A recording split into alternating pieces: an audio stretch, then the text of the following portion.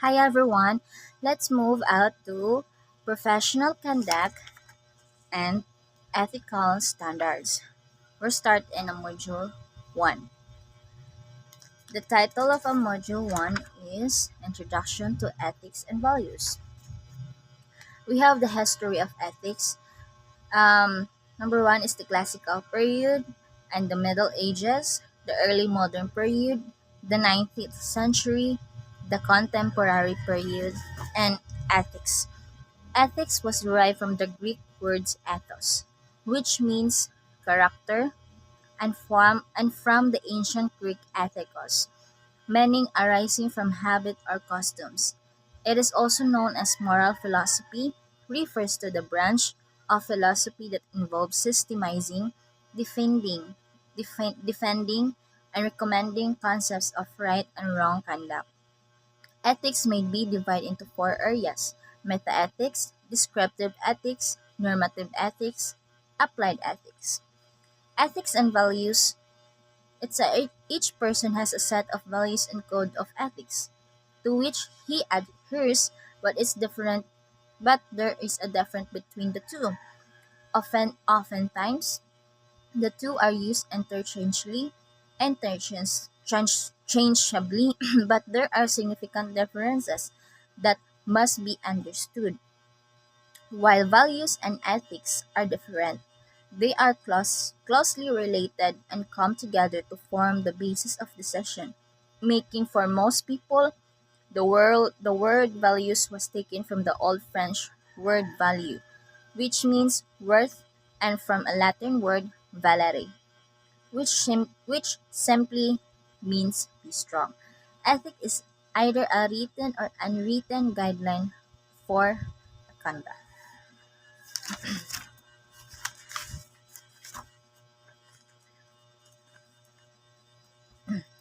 Ethics and morality. Morality integrity is the only true measure of what ought to be.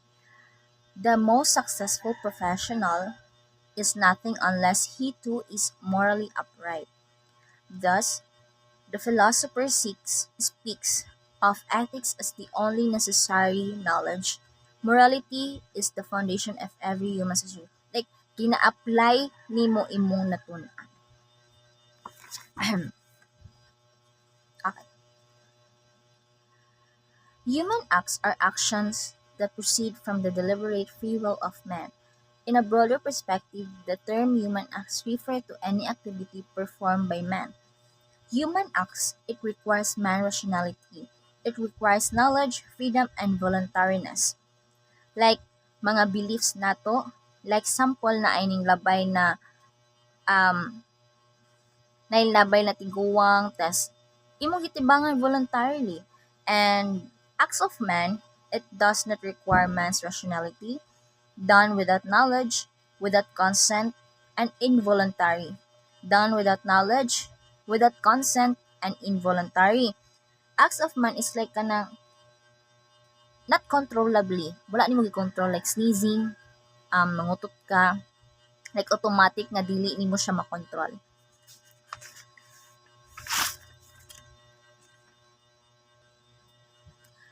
So, let's move to Module 2. The title is Rights and Duties. Notion of right is right objectively is anything which is owed or due. Taken subjectively as possessed by a person, right is the moral power bound to be respected by others of doing, possessing, or requiring something. Kinds of right. Number one is natural rights. Natural right is like right to life, right to liberty, right to property. And number two is human rights. Um, right to fair trial, right to health care, basic needs and dignity for our health. So natural rights is born with those rights like breathing air, like mga naana siya ba nga ng pag born na nang nimo naanay normal rights nimo. Civil rights, it's a right to vote, right to freedom of speech, right to equal protections under law, protections and freedoms granted by laws. And number four is alienable and inalienable rights. Alienable is right to property can be sold or transferred. Like kanang can be given up or sold kanang mabaligya kanang makuan matangtang nimo kanang makuan na gid nimo matangtang na gid nimo siya nga right. Inalienable right to liberty cannot be taken away, which is imong life dili ma-taken away nga right. And we have the juridical and non-juridical rights. Juridical is right to defend oneself in court, and non-juridical is right outside court system. Or right to freedom of religion, right to freedom of assembly, like wala na specify sa balaod, like Christmas bonus, depende sa kuan kanang depende na owner kung na ba sila nagpa balaod ba sila ingon ana. And number 6 is right of jurisdiction.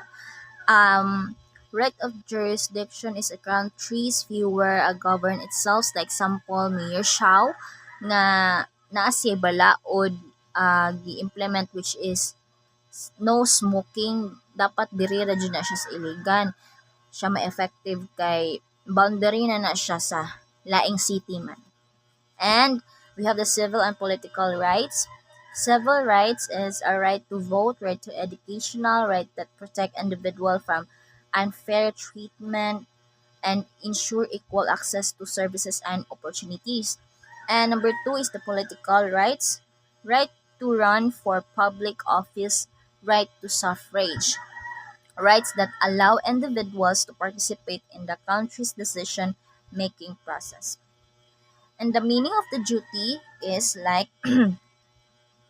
objectively, duty is anything we are bound to do or omit. Subjectively, it is a moral obligation incumbent upon a person to do omit. Omit is like kanang mga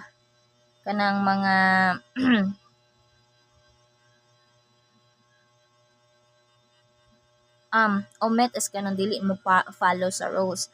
And duty is a moral obligation. Duty it's obligation to do something. For example, it's our duty to follow the rules of government as a citizen. And kinds of duties, we have natural duties. Natural duties is duty to tell the truth, duty to keep promises, and positive duties, duty to pay taxes, and affirmative duties, duty to provide support like parental responsibility, and negative duty is duty to like for example duty not to harm others, duty not to steal or damage property.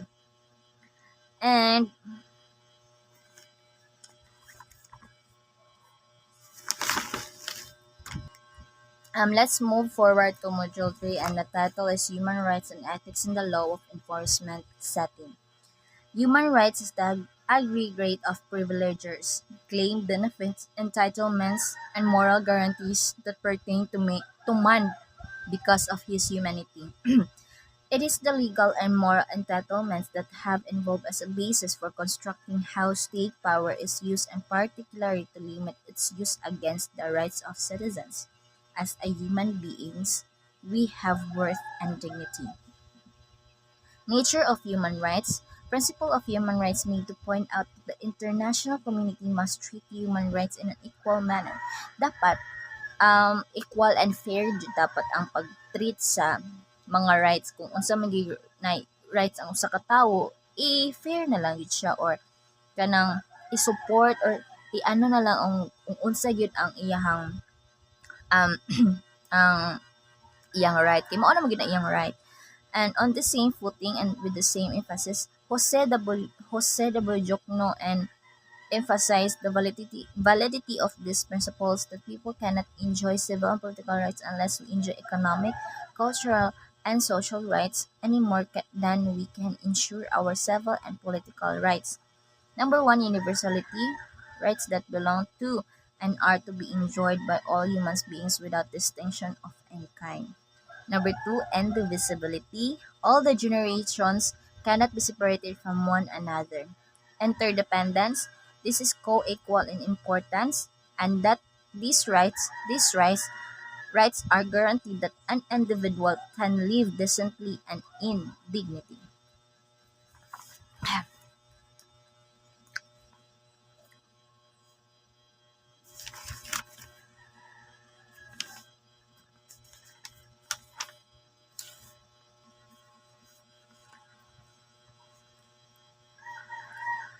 So let's move forward to Module 4.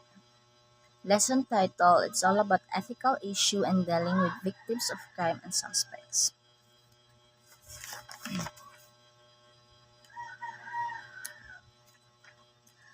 So human rights standards of how to arrest.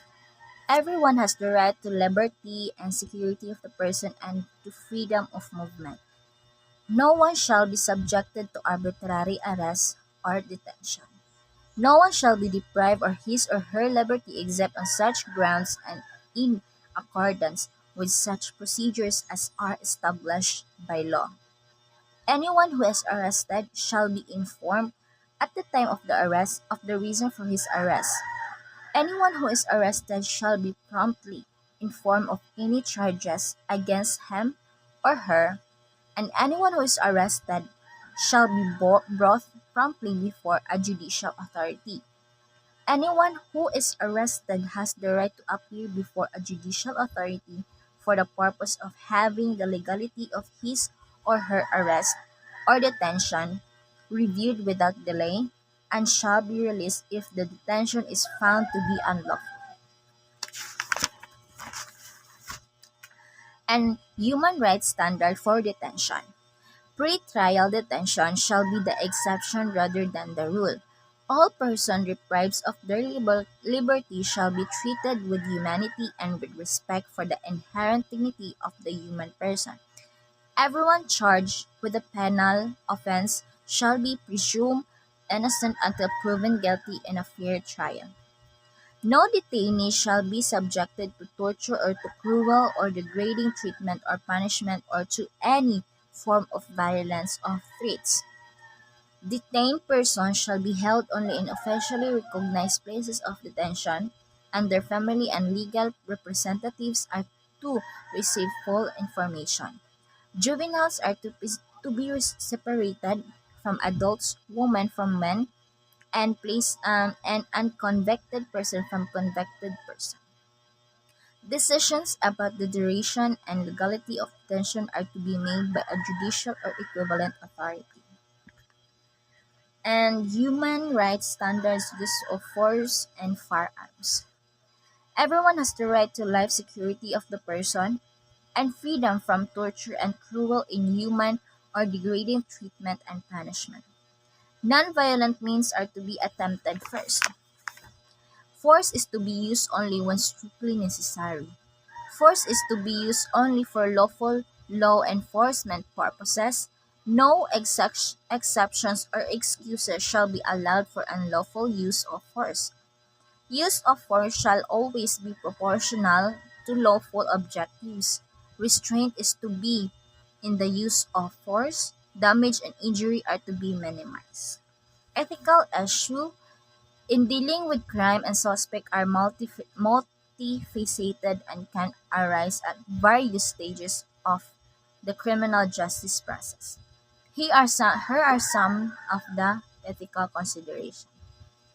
Presumption of innocence, fair treatment and due process, avoiding discrimination and bias, use of force and restraint, confidentiality and privacy, truthfulness and integrity, balancing public safety and individual rights, and professional responsibility and accountability of oversight. The role of law enforcement in handling victims and suspects.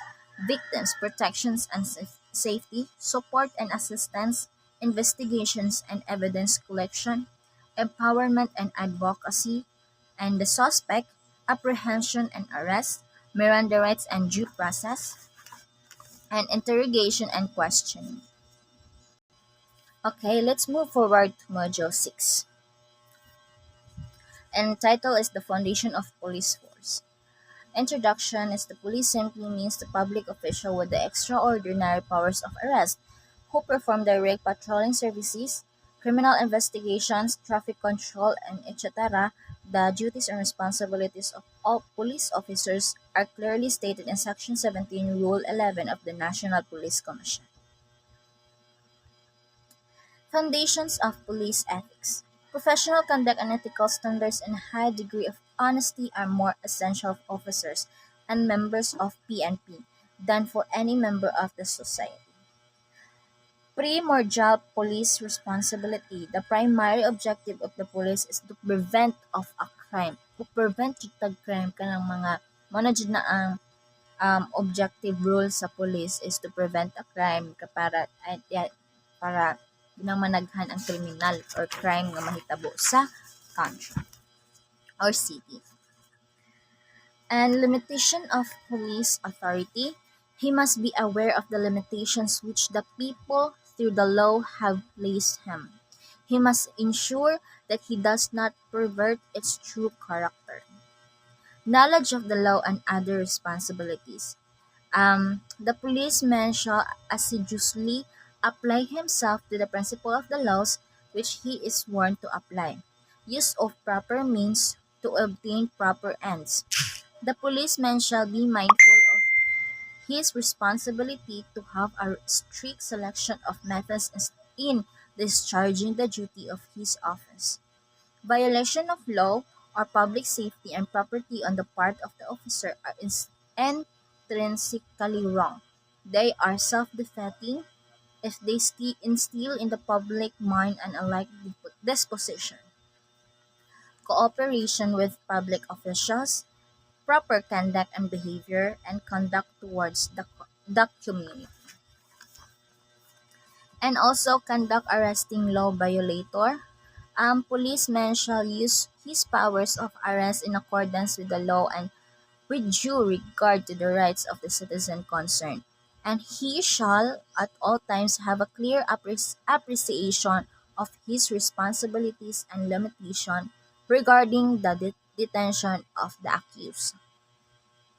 Firmness and refusing gifts or favors. Kani kinani siya sa law nga katong bawal motanggap ang mga officer og gift at namangoy kuan nga law nga ay kanang article siya nga kuan kanang dili dapat mo pwede mag receive og gift, especially mag-receive kag gift katungod kana nga customer kay naamoy hiwatig sa duha kanang naamoy kasunduan ganon. Attitude towards police professions, impartial presentation of evidence, professional police principles. We have prevention of crime and disorder. The basic mission of which the police exists is to prevent crime and disorder as an alternative to the repression of crime and disorder by police force and severity of legal punishment. Cooperation of community. The police must secure the willing cooperation and the voluntary observance of the law to be able to secure and maintain the respect and support of the community. Unreasonable force reduce community cooperation. A police officer will never employ an unnecessary force or violence and will only use such force in the discharge of duty reasonable in all circumstances. Use of reasonable force when persuasion is not sufficient.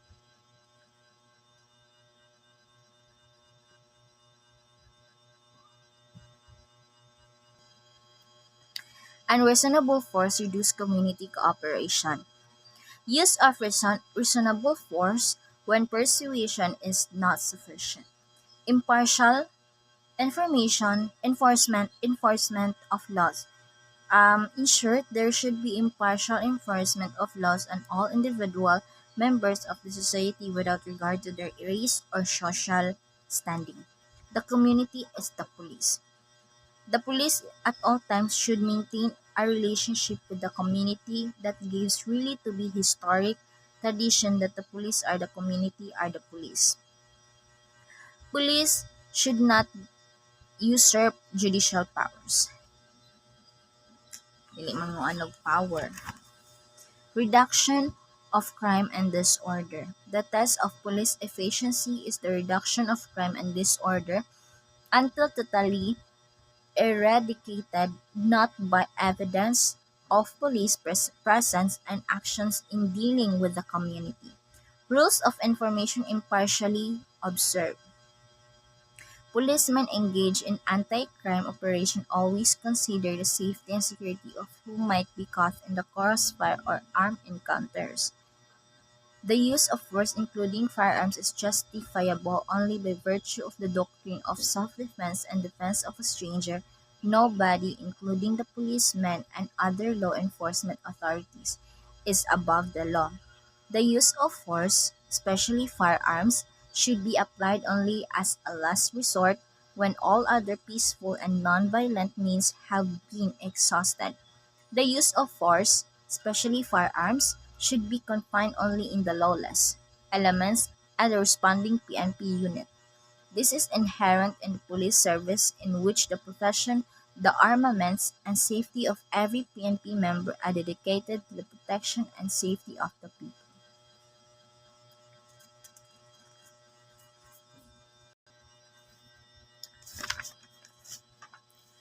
Let's move forward to Module 7, the title of Code of Professional Conduct and Ethical Standards. The main lesson is definition of terms, neglect of duty or nonfeasance. Example, there is a crime na nahitabo tas imong imong kuan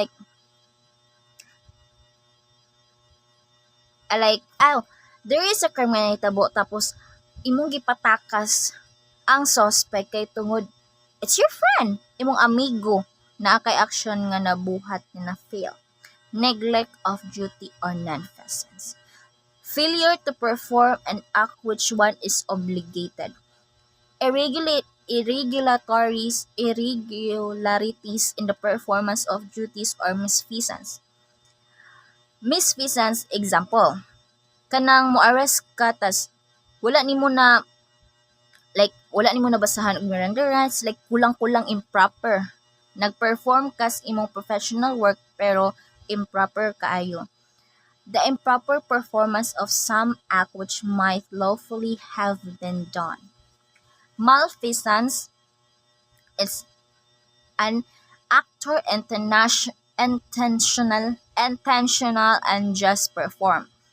Like example, pagpangutong sa mga driver, kanang mangdakop ka kanang tikitan ay pangpangutong lagi nimo nga may tagay na lang ko diha og kuan bi pambalato na ko ganon tapos kabalo na ka kana naak bawal imo alang gihapong gi-insist og buhat.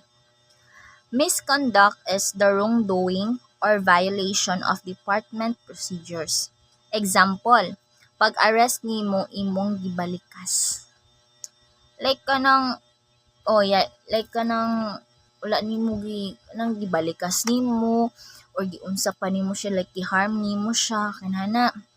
And incompetence is manifestation of lack of adequate ability and fitness for the satisfactory performance of police duty. Kanang mangdakop nga police dapat fit dili jud siya tambok kay kung dapat fit pug ka as a police kay if ever nga naay dakponon dili na ka maglisod og dagan kay fit naman ka then gaan kay imong lawas pamati nimo ana. So mao to nga dapat you as a police officer soon dapat fit pud imong lawas kay para pag naay dinaganay nga mga kuan sa suspect makadagan na kag ugma kuan dayon na nimo dakpan. Oppression sample pud ani sa incompetence. Example na a foreigner na accident tas dili into fluent ka as dili ka kay ka fluent sa English kay lagi tas moto nga kamong duha sa foreigner wa mo nagkasinabtanay mo na incompetence. Example, oppression is an act of cruelty, severity, unlawful execution, dominant or excessive use of authority. Excessive use of authority kay tungod police officer na ka, kusog na din kaayo ka mamunog. Dishonesty, mamakak nga police officer. Disloyalty to the government consists of abandonment or renunciation of one's loyalty to government of the Philippines. Violation of law, conviction in court of any crime or offense penalized under RPC or any special law or ordinance. Corruption, forbidden acts involving misuse of office for gain. Na corruption man ay uso ron pero nadakpa na si Diskaya. And okay, we have the common types of corruption in the PNP. Number 1, case fixing, bribery, and extortion, protection, recycling, selective enforcement, internal payoffs. And the bribery is like ayaw lang na siya dakpa kay tagaan ng tikag 1 million. Ganon ang una example sa bribery. Ang example for sa selective enforcement, like ako maning binata, ipagawa sa mga sa nabi ako nang binata, like nang na siya na sample na siya makita sa prisuhan nga iyang binata something kuan bagawasan na lang nabi ganon. And internal payoffs para mo promote kas work kuan or kana mo taas imong ranggo gibarya nimo ang director general. Example of internal payoffs.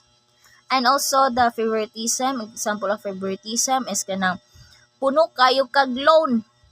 Mao nang maabot sa point na masud kag I know rotten apples pala ang example nako. Rotten apples sa example kanang puno na kayo kag loan mo nang maabot ka sa point nga musud kag illegal like wala na manguan na ka mang rubber na ka or manulod na ka og mga store ganon. And deviance is the values of ethics behavior and consists with the norms values of ethics.